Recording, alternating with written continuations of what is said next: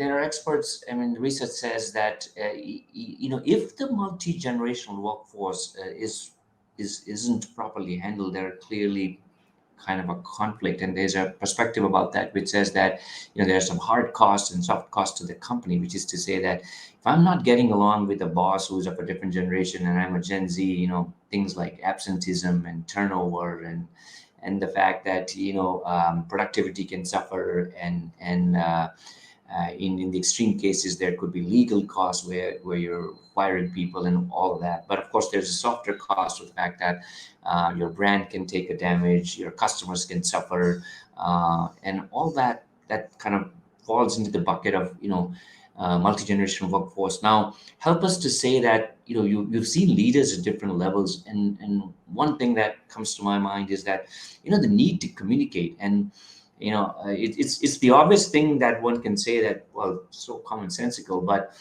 what's been your experience? I mean, what have you seen of companies who do it well versus not do it well, and how does communication come into play there, just to keep it more cohesive? I think for me, it really does go to human understanding, and with that is having stronger relationships among the workforce. When we look at it when we think about from a customer perspective, we're really trying to get to know our customers, and we can now with technology individually target them. So we could actually recognize our customer walking down the street. And so we're empathizing with them and thinking like, what are the needs and how can we tailor it to them, and what are their pain points? And so, what about for our employees? Because we really need so much more out of our employees now in these very different, in these VUCA, in the VUCA business climate. That really requires us to get more, more flexibility and adaptability out of our employees. So how can we do that?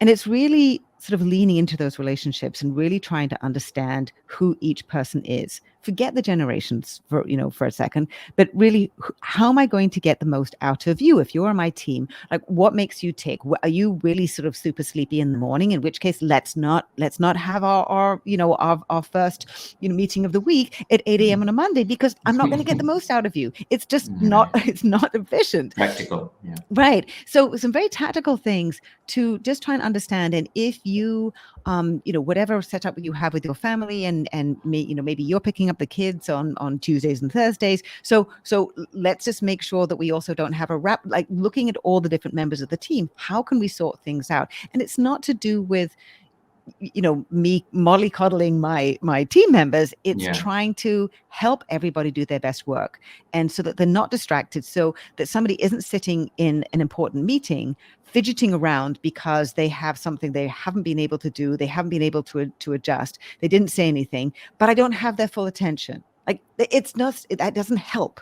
So if we can use these different options, more options that have been understood to work, and sort of leaning into those, trialing, testing, refining, because some people simply aren't great at working from home or working from a third place. That doesn't mean they shouldn't, but it means they might need more managerial support, and managers can generally do with some training, because there are very few people who are actually really good managers.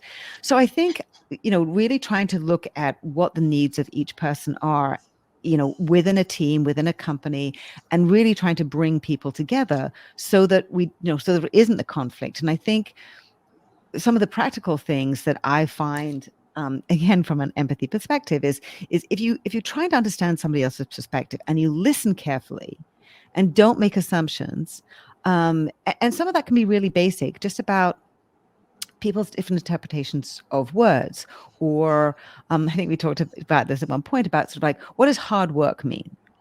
Well, hard work for a Gen X or a boomer is like long hours in the office, working till 11 o'clock, and more. It's really about hours, and in the sort of, or working till the boss is there.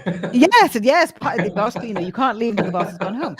But to millennials and certainly Gen Z, it can be 40 hours, but working very efficiently and very effectively using new technology and tools that actually allow you to complete the same amount of work, produce. So if you focus on results and sort of say, how is somebody getting all their work done? It doesn't really matter. It shouldn't really matter where, but if they're producing really good results and doing it, and that person, is working really, really hard, but it happens to be within, working in a very focused way within a much shorter amount of time, should I be judging that they aren't working hard?